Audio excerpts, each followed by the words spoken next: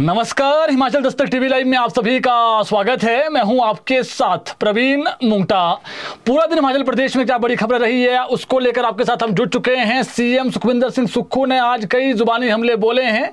मुख्यमंत्री अपने गृह जिला और जो उनका विधानसभा हल्का है उसके दौरे पर आए थे और वहां पर कई जुबानी जो तीर हैं, जो जुबानी कह सकते हैं हमले हैं, वो भाजपा पर और जो पूर्व में सीएम रहे जयराम ठाकुर पर आज सीएम ने बोले हैं। इसके अलावा बताएंगे आपको टीचर्स को क्यों गुस्सा आया है, आईएएस क्यों खफा है, और भी कई महत्वपूर्ण खबरें हैं। और कांग्रेस में जो अध्यक्ष पद पर कौन ऐसे चेहरे हैं जो अब अध्यक्ष पद की दौड़ में, आखिरी दौड़ में है, और कितने दिनों बाद अध्यक्ष का जो ऐलान है वो होने वाला है, आपको हर खबर बताएंगे। शुरुआत करते हैं पहली बड़ी खबर के साथ। सीएम सुखविंदर सिंह सुक्खू ने आज शिमला में मीडिया से बातचीत में हमीरपुर से भाजपा सांसद अनुराग ठाकुर के 5 पांडव वाले बयान पर तीखा पलटवार किया। उन्होंने कहा कि 5 गुटों में बटी भाजपा खुद को कलयुगी पांडव के रूप में प्रदर्शित करने की कोशिश कर रही है। सीएम सुक्खू ने कहा कि पांडव सत्य और अधिकार की लड़ाई लड़ते थे, जबकि भाजपा झूठ की लड़ाई लड़ रही है। 5 गुटों में बटी भाजपा अपने अपने गुट को मजबूत करने के लिए षड्यंत्र कर रही है। सीएम ने कहा कि बीजेपी अपने लिए क्या कह रही है इस पर मैं कुछ नहीं कहना चाहता, लेकिन 5 गुटों में बटी भाजपा से यह पूछना चाहिए कि क्या आपने हिमाचल प्रदेश के अधिकारों की लड़ाई लड़ी है। प्रधानमंत्री नरेंद्र मोदी ने जो 1500 करोड़ रुपए देने की घोषणा की थी वह अभी तक पूरा नहीं हुई ये घोषणा। सीएम ने फिर दोहराया कि अगर भाजपा जो है वो भाजपा के राष्ट्रीय अध्यक्ष के नेतृत्व में केंद्र सरकार और प्रधानमंत्री के पास जाना चाहती है तो प्रदेश सरकार और उनका पूरा मंत्रिमंडल भी उनके नेतृत्व में हिमाचल के हितों के लिए, लोगों के हितों के लिए केंद्र सरकार के पास जाने को तैयार है। प्रदेश में जब से आपदा आई है एक बार भी भाजपा केंद्र के पास नहीं गई है, ये उन्होंने जो है वो आरोप लगाए हैं। विधानसभा में साल 2023 में सीएम ने कहा कि हमने राष्ट्रीय आपदा घोषित करने को लेकर प्रस्ताव लाया था और बाद में उसी प्रस्ताव के खिलाफ खड़े होकर विधानसभा में भाजपा ने वॉकआउट कर दिया था और अभी भी ये अपनी नाकामी छिपाने के लिए खुद को कलयुगी पांडव के रूप में प्रदर्शित करने की कोशिश कर रहे हैं, ये उन्होंने कहा है। और इसके अलावा बता दें, उन्होंने भाजपा को सलाह दी कि सभी गुटों को एकजुट करके प्रधानमंत्री के पास जाइए और आपदा से निपटने के लिए केंद्र से मदद मांगिए। प्रदेश सरकार उनके राष्ट्रीय अध्यक्ष के नेतृत्व में भी जाने के लिए तैयार है। सीएम ने कहा कि पिछले दिनों जयराम ठाकुर ने खुद कहा था कि कोई इतना बड़ा नेता है तो सीटें जिताकर लाइए। मैंने तो ये नहीं कहा, ये तो उनके नेता ही कह रहे थे और जो सबने सुना। आपको बता दें, मंडी में अनुराग ठाकुर को मुख्यमंत्री का चेहरा बनाने व भविष्य का नेता कैसा हो के नारे लगे थे, युवाओं ने नारे लगाए थे, जिसके बाद सीएम ने भाजपा के 5 गुटों में बंटने को लेकर बयान दिया था, क्योंकि जयराम ठाकुर ने पलटवार कर दिया था एक उसमें। फिर अनुराग ने गुटों में नहीं बल्कि 5 नेताओं को पांडव करार दिया था जो कौरवों पर भारी पड़ेंगे, ये उन्होंने शिमला में कहा बीते कल। अब उसी को लेकर के आज जो है वो सीएम ने फिर पलटवार किया है। उन्होंने कहा कि भाजपा प्रदेश हित में जो है वो जो आगे आके आवाज उठानी चाहिए थी, प्रदेश हित की बात नहीं करती है और हिमाचल प्रदेश के जो अधिकारों की बात उनको करनी चाहिए। और पिछली जयराम सरकार ने जो प्रदेश की संपदा को नीलाम किया उसके तथ्य बहुत जल्दी वो जनता के समक्ष रखेंगे, ये आज सीएम ने कहा है शिमला में। वही मुख्यमंत्री सुखविंदर सिंह सुक्खू ने आज कांग्रेस के देशव्यापी वोट चोर गद्दी छोड़ अभियान के तहत हिमाचल प्रदेश में एकत्रित की गई हस्ताक्षर प्रतियां दिल्ली रवाना की।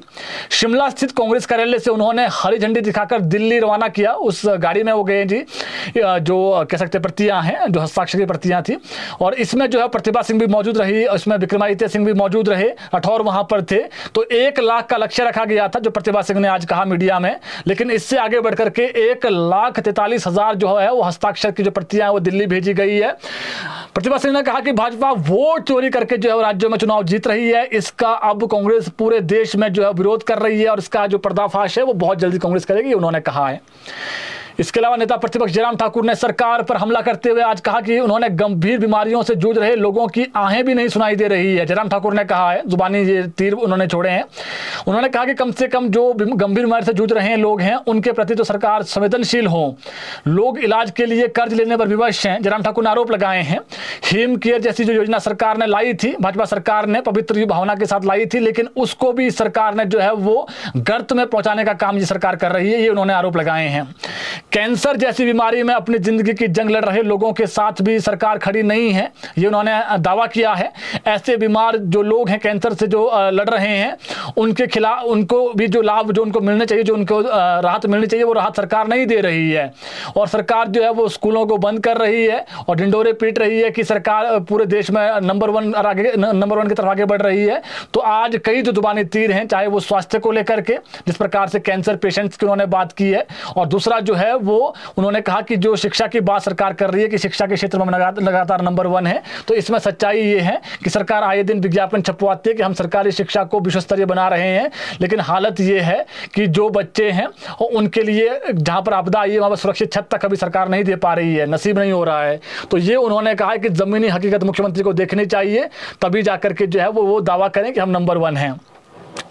इसके अलावा सीएम सुक्खू आज अपने गृह क्षेत्र नदौन के दौरे पर थे। इस दौरान सीएम के स्वागत के लिए मंझेली में जनसैलाब उमड़ा। सीएम ने अपने गृह क्षेत्र में आज प्राथमिक स्वास्थ्य केंद्र कटसाई का शिलान्यास भी किया। वहीं सीएम ने आज जनता की समस्याएं भी सुनी।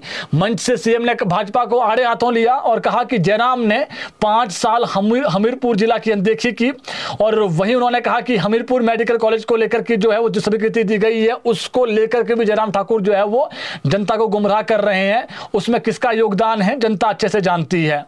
अब आज की जो बड़ी खबर है उसकी जिक्र कर लेते हैं। कांग्रेस अध्यक्ष कौन होगा? अब जो 3 नाम कहीं ना कहीं जो चर्चा में इस वक्त है, जो दिल्ली से जिस प्रकार से बीते कल हमने खबर बता दी थी कि 6 नेता बुलाए गए थे, 6 के 6 नेताओं से 1 to 1 बात की गई है। लेकिन जो अभी सूचना हमारे पास है कि इन्हीं 3 में से जो है वो एक को अध्यक्ष बनाया जा सकता है। इसमें रोहित ठाकुर, कुलदीप सिंह राठौर और विनय कुमार, इनके नाम की चर्चा है और इन्हीं 3 में से एक को अध्यक्ष बनाया जाएगा, जो जानकारी दिल्ली से निकल कर आई है। और सूचना यह भी है कि 12 नवंबर के बाद कभी भी इसका ऐलान हो सकता है। बिहार चुनाव का जो दूसरा चरण का जो मतदान है उसके बाद जो कांग्रेस आलाकमान है, हाईकमान है, वो इसका ऐलान करेगा। तो इसमें जो खबर हमारे पास है कि 3 नाम है जी जो शॉर्टलिस्ट हुए हैं। इसमें एक विनय कुमार एससी उससे जो है वो ये प्रबल दावेदार है, और दूसरा जो है वो रोहित ठाकुर, वो इसलिए दावेदार है क्योंकि वो मंत्री पद, क्योंकि उन्होंने कहा था कि अगर अध्यक्ष बनते हैं तो मंत्री पद छोड़ने को तैयार हैं। बाकी राठौर की बात करें तो राठौर को लेकर के ये चर्चा है कि रजनी पाटिल जो है कहीं ना कहीं उन्होंने उनकी पैरवी की है, हॉली लॉज भी साथ दे रहा है, ऐसी सूचनाएं हैं। लेकिन इन्हीं 3 में से किसी को एक अध्यक्ष बनाया जाएगा और बाकी 3 कार्यकारी अध्यक्ष भी बनाए जाएंगे। और 3 कार्यकारी अध्यक्ष बता दें आपको, इसमें चाहे वो क्षेत्रीय समीकरण हो, जातीय समीकरण हो, हर चीज को देखा जाएगा। इसके अलावा सेल्फी आदेश पर शिक्षक उखड़ आए हैं। हिमाचल प्रदेश जो स्कूल है उसमें जो प्रवक्ता संघ है उन्होंने 9वीं 10वीं कक्षा को पढ़ाते समय फोटो खींचने का विरोध किया है। सरकार ने आदेश निकाले थे कि फोटो भेजें आप क्या पढ़ा रहे हैं बच्चों को। संघ ने इसे अपमानित करने वाला ऑर्डर बताया। संघ के राज्य चेयरमैन सुरेंद्र पुंडीर ने आज अपने बयान में बताया कि जो सरकार ने निर्देश दिए हैं, जो आदेश निकाले हैं, उसे तुरंत सरकार वापस लें। उन्होंने कहा कि सरकार सच में अगर शिक्षा व्यवस्था में परिवर्तन की बात कह रही है तो शिक्षकों का आत्मसम्मान और जो उत्साह है वो सरकार को बनाए रखना चाहिए। उन्होंने कहा कि संवाद से ही शिक्षा में गुणवत्ता में वास्तविक जो सुधार है वो संभव है और शिक्षकों को लेकर ऐसे आदेश निकालना तर्कसंगत नहीं है। तो शिक्षक ने ये कह रहे हैं कि हम पढ़ाने को तैयार हैं, लेकिन ऐसे आदेश निकालना कि आप सेल्फी भेजिए, फोटो भेजिए, ये उनका जो आत्मसम्मान है उसके खिलाफ है। ये आज का है कि थोड़े टीचर्स जो है गुस्साए हैं जी प्रवक्ता। इसके अलावा प्रदेश में आईएएस एसोसिएशन और राज्य सरकार के बीच नए आदेशों को लेकर थोड़ा सा मतभेद सामने आए हैं, और थोड़े नहीं बहुत मतभेद हैं जी। आईएएस एसोसिएशन ने सरकार को पत्र लिखकर हाल ही में किए गए उन तबादलों और तैनातियों पर कड़ी आपत्ति जताई है जिनमें प्रशासनिक सचिवों के पदों पर अन्य सेवाओं जैसे पुलिस या वन सेवा के अधिकारियों को नियुक्त किया गया है। एसोसिएशन ने इस निर्णय को आईएएस कैडर नियमों का उल्लंघन बताया है और सरकार से इन आदेशों को तुरंत वापस लेने की मांग की है। एसोसिएशन ने अपने प्रस्ताव में कहा है कि सरकार ने आईएएस जो कैडर है, जो नियम है 1954 की धारा 9(1) का उल्लंघन किया है। इन नियमों के तहत किसी राज्य में आईएएस कैडर का पद किसी गैर कैडर अधिकारी को केवल अस्थायी रूप से और जो विशेष परिस्थितियों में ही दिया जा सकता है। यदि ऐसे पद पर 3 महीने से अधिक समय के लिए किसी अन्य सेवा के अधिकारी को रखा जाए तो इसके लिए केंद्र सरकार की जो पूर्व अनुमति है वो जरूरी होती है। पत्र में कहा गया है कि सचिवालय में आईएएस अधिकारी राज्य सरकार की नीतियों और योजनाओं से जुड़े विभागों का संचालन करते हैं, जबकि अन्य जो अखिल भारतीय सेवाओं के अधिकारी हैं वो अपने अपने क्षेत्रों जैसे पुलिस या वन विभाग की जिम्मेदारी संभालते हैं। यह व्यवस्था लंबे समय से प्रशासनिक संतुलन को और समन्वय बनाए रखने के लिए जो है वो अपनाई जा रही है पूरे देश में, ये दावा किया है। तो यही व्यवस्था यहाँ पर भी होनी चाहिए। तो आईएएस थोड़े खफा है जी, और वो कह रहे हैं कि जो आईएफएस हैं, जो आईपीएस हैं, उनको इस तरीके के जो पद है वो नहीं दिए जाने चाहिए। और उन्होंने कहा कि हवाला दिया है आईएएस अधिकारियों ने कि जो रूल्स कहते हैं उस हिसाब से फिर अगर आपने उससे लॉन्ग टर्म तक रखना है किसी व्यक्ति को उस पद पर, तो उसके लिए जरूरी है कि आप केंद्र से अनुमति लें। तो इसमें कहीं ना कहीं जो टकराव है वो आ गया है।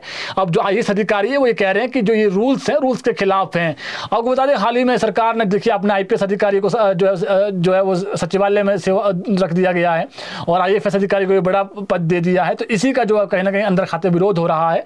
तो सरकार से अब मांग कर रहे हैं इस अधिकारी कि जो नियम है उसके तहत ही हर व्यक्ति की जो अधिकारी है उनकी तैनाती होनी चाहिए।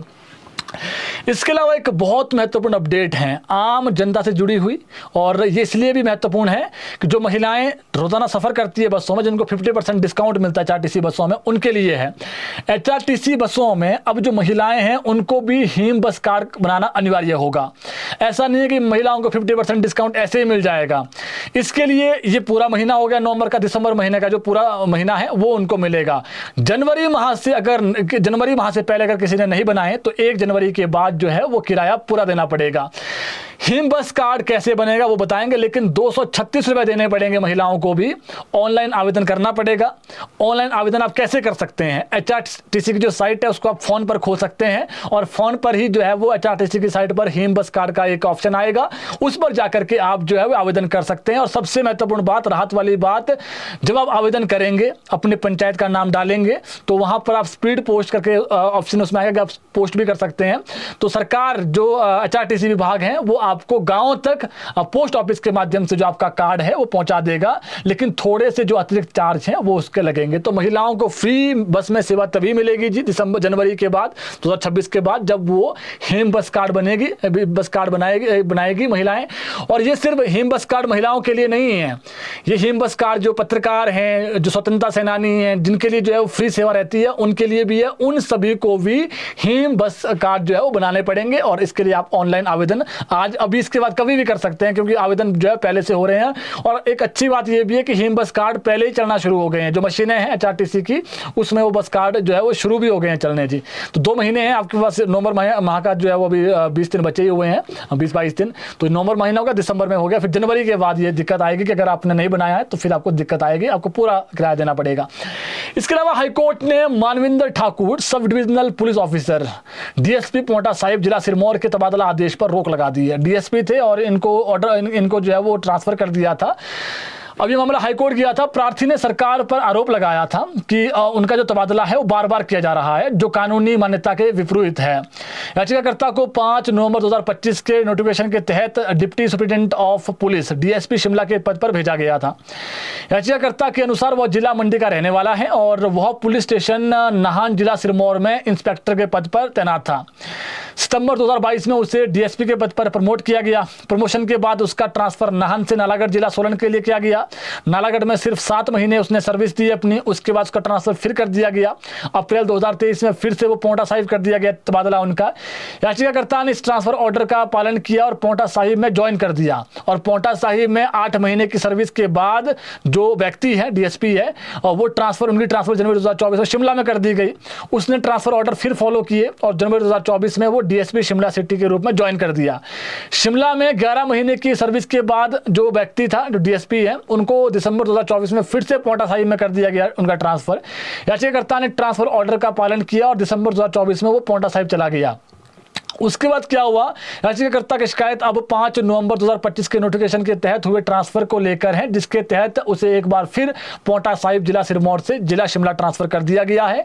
याचिकाकर्ता ने बताया कि याचिकाकर्ता का जो पिछले कुछ सालों में बार-बार ट्रांसफर की जा रही है तर्कसंगत नहीं है और उन्होंने चुनौती दी थी इसको। अब जो हाईकोर्ट में जब ये मामला गया तो फिर अब जो आदेश आए हैं वहां से, उनको वहीं पर जो पोंटा साहिब में ट्रांसफर की गई थी 10 महीने के बाद उनको जो है वो ट्रांसफर किया गया था।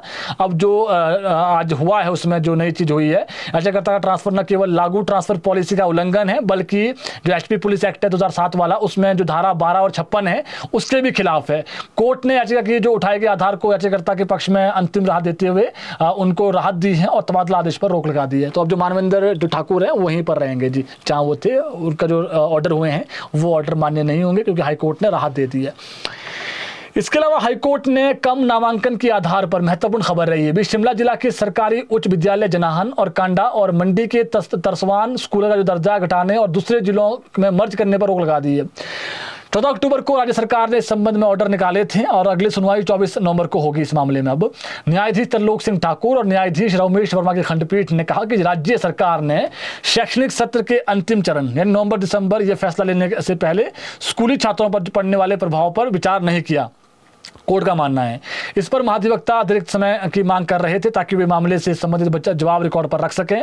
न्यायालय ने इस अनुरोध को स्वीकार किया है। याचिका में बताया गया है कि उच्च विद्यालय जनाहन का एक राजकीय माध्यमिक विद्यालय में विलय किया गया है, जबकि यह एक शीतकालीन अवकाश वाला स्कूल है जिसका शैक्षणिक सत्र 31 दिसंबर तक समाप्त होगा। सत्र के अंतिम चरण में यह निर्णय छात्रों का जो है वो प्रभावित करेगा, ये दावा किया है। ऐसे कई स्कूल है जहाँ पर 9वीं 10वीं के जो बच्चे हैं और छात्रों का जो नामांकन है वो जनाहन स्कूल से कम है, लेकिन उन्हें डाउनग्रेड किया गया है। तो इसमें ये देखा हाई कोर्ट ने कि अब बहुत कम महीने रह गए थे, तो फिर इसमें जो बच्चे हैं वहीं पर उनको एग्जाम होने दीजिए, फिर उसके बाद आपने करना है कर दीजिए। लेकिन अभी जो इसमें कहीं ना कहीं जो है वो राहत दी है स्कूलों को। इसके अलावा चंबा जिला के चुरहाट से भाजपा विधायक हंसराज की जो मुश्किलें हैं वो अब बढ़ती नजर आ रही है। इसमें क्या हुआ है कि बीती शाम को तीसरी एफआईआर दर्ज की गई है इस मामले में। इसमें युवती के नाबालिग रहते शोषण का आरोप लगाए हैं जो लड़की है।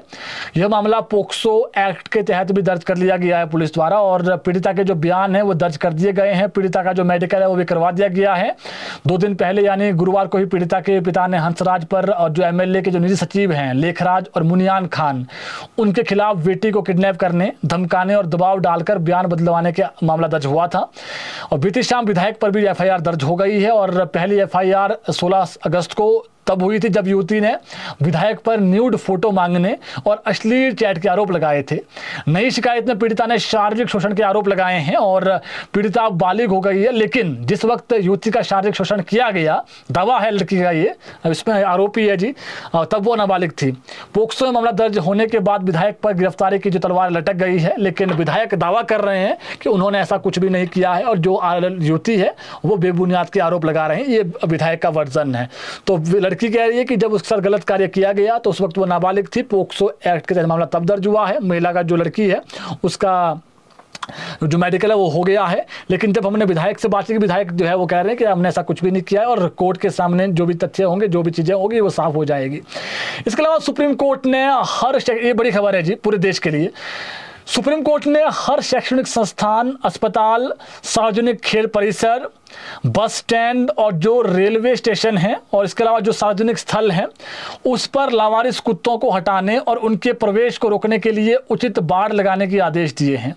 शीर्ष कोर्ट ने कहा कि इस संबंध में किसी भी चूक को गंभीरता से लिया जाएगा और नगर पालिका व जो प्रशासनिक अधिकारियों को जिम्मेदार ठहराया जाएगा, सुप्रीम कोर्ट ने कहा है। शीर्ष अदालत ने सड़कों, राजमार्गों व एक्सप्रेस से लावारिस मवेशियों को भी तत्काल हटाने के निर्देश दिए हैं। जस्टिस विक्रम नाथ, जस्टिस संदीप मेहता और जस्टिस एनवी अंजारिया की खंडपीठ ने कहा कि शैक्षणिक संस्थान, अस्पताल, खेल परिसर, bus stand, depot, railway station के आसपास जितने भी लावारिस कुत्ते हैं उनको तुरंत हटाने के निर्देश दिए हैं। उचित नसबंदी और टीकाकरण के बाद निर्दिष्ट आश्रय स्थल में उनको स्थानांतरित करने के निर्देश दिए हैं। और जो नगर निकाय हैं उनको और जो भी वहाँ पर स्थानीय प्रशासन है उनको सख्त आदेश दिए कि इनकी व्यवस्था भी आप करिए, लेकिन ये वहाँ नहीं दिखने चाहिए। तो लावारिस कुत्तों को लेकर के जो है वो अब सुप्रीम कोर्ट के आदेश आए और ये पूरे देश में इंप्लीमेंटेशन होगी। जहां से मामला फिर एक बार कोर्ट में पहुंचा तो फिर वहां पर जो है वो जिला, चाहे वो एमसी हो या फिर नगर, जो भी हो, जहां पर जैसी स्थिति है फिर उन पर जो है वो सुप्रीम कोर्ट कड़ा संज्ञान लेगा। ये आदेश दिए गए हैं जी। जिला प्रशासन, एमसी और जो सरकार है उनको देखने को कहा है कि आप देखिए इसमें जो उचित व्यवस्था है वो करिए। इसके अलावा मंडी जिला के बहना गांव के एक वकील की डिडौर में हरियाणा रोडवेज बस की टक्कर से कार सवार वकील की मौत हो गई। दुखद खबर है जी, बीती रात की घटना है और व्यक्ति ने दम तोड़ दिया है मौके पर ही। इसके अलावा हमीरपुर में नाबालिग के हमले में घायल शासन गांव की जो महिला है उसने पीजीआई में दम तोड़ दिया। बहुत दुखद खबर है जी। ये जो महिला है ये बेचारी खेतों में घास काटने गई थी और महिला का नाम हालांकि बताना उचित है, लेकिन अब डेथ हो गई है महिला की। रंजना इनका नाम है। 14 वर्षीय एक नाबालिग बच्चा है, उसने ज़बरदस्ती यौन संबंध बनाने की महिला से कोशिश की थी और जब महिला ने इसका विरोध किया तो वो उस पर झपट पड़ा। महिला घास काट रही थी, दराटी उसके पास थी, तो दराटी से ही उसने हमला कर दिया गर्दन पर। डंडा था और डंडे से हमला कर दिया उस बच्चे ने, नाबालिग बच्चे ने। आप बच्चे के वेश में जो आप कह सकते हैं कहिए, लेकिन वो बच्चा ऐसे बच्चे समाज के लिए कहीं ना कहीं जो है घातक है। गंभीर रूप से जो घायल रंजना थी उसको पीजीआई में जो है वो उसी दिन ले जाया गया था, चंडीगढ़ में उपचार के लिए ले जाया गया था, लेकिन बीती रात उसने जो है दम तोड़ दिया है। उधर पुलिस ने कार्रवाई करते हुए जो आरोपी है, जो बच्चा है नाबालिग है, ऊना स्थित ऑब्जर्वेशन होम भेज दिया है, क्योंकि नाबालिग का है तो उसमें जुवेनाइल कोर्ट में पेश किया गया था। अब उसको ऑब्जर्वेशन किया जा रहा है बच्चे का। और जो पूछताछ के पहले बच्चा मुकर रहा था, लेकिन बाद में जब पुलिस ने अच्छे से पूछताछ की तो फिर बच्चे ने जुर्म कबूल किया अपना। और पुलिस ने जो घटनास्थल था जहां पर हमला हुआ था उस लेडी पर, दराटी, डंडा, टूटी स्केल और जो पेन के टुकड़े बरामद कर दिए थे। और रंजना का जो पति है वो बेचारा चतुर्थ श्रेणी कर्मचारी है। रंजना का एक बेटा भी है जो दिव्यांग है। रंजना जो है वो अपने बेटे की परवरिश करती थी और उसका सहारा वही बच्चे का सहारा वो माँ थी। अब जब माँ ही इस दुनिया में नहीं है तो उस परिवार पर क्या टूट रही होगी, दुखों का जो पहाड़ टूट रहा होगा, वो शब्दों में नहीं बता सकते हैं। तो ये खबर है बहुत दुखद खबर है जी। और ये इसलिए भी दुखद है, 40 साल की महिला और बच्चा 14 साल का नाबालिग बच्चा और ज़बरदस्ती यौन संबंध बनाने की कोशिश करता है। ये शर्मसार करने वाली खबर देवभूमि को। तो ऐसे में जो टीचर्स हैं, जो पेरेंट्स हैं, उनके लिए यही हम कहेंगे कि आप बच्चों को जो है वो किताबी ज्ञान के साथ साथ अच्छा बुरा क्या होता है वो उसकी सीख भी ज़रूर दें, क्योंकि ऐसे आने वाले समय जो ये घटनाएँ हैं, ये ऐसी घटनाएँ दिल को झकझोर देने वाली घटना और शर्मसार करने वाली घटनाएँ हैं। इसके अलावा ऊना में एक तेज रफ्तार पिकअप ने बाइक को टक्कर मार दी। इस हादसे में सूरज चौधरी की मौके पर ही मौत हुई। व्यक्ति का नाम है जी, और उसका जो साथी है नितिन, ये गंभीर रूप से घायल हुआ है। सूरज चौधरी और नितिन ठाकुर एक मोटरसाइकिल पर सवार होकर अपने घर की ओर जा रहे थे। डंगो घास जगह पड़ती है वहां पर 33 kV सब स्टेशन के नजदीक ही एक पिकअप ने उनकी मोटरसाइकिल को टक्कर मार दी जोर से, जिसमें सूरज की मौके पर ही मौत हो गई, क्योंकि वो जो बाइक था वो कह सकते हैं नियंत्रण खो बैठा उससे। और नितिन घायल है और अब जो वो गाड़ी थी, जो पिकअप है, ढूंढा जा रहा है। पुलिस पूरे मामले की छानबीन कर रही है। मौसम की बात कर लेते हैं। मौसम अभी अगले 2-3 दिन साफ रहने वाला है। मौसम जो धूप है वो लगातार हल्की हल्की जो है खिली रहेगी, लेकिन हिमाचल प्रदेश में जो एक बड़ी बात है वो ये है कि हिमाचल में जो है वो अभी रात को ठंड बढ़ गई है, तापमान में काफ़ी गिरावट दर्ज की गई है और अगले 3-4 दिन जो मौसम है वो अभी साफ रहने वाले, यानी बारिश के आसार नहीं है जी। तो जो बड़ी खबरें थी आज की हमने आप तक पहुंचा दी है। इस बुलेटिन को शेयर जरूर करें ताकि और लोगों तक भी अपडेट पहुंच सकें। अभी के लिए इतना ही, धन्यवाद।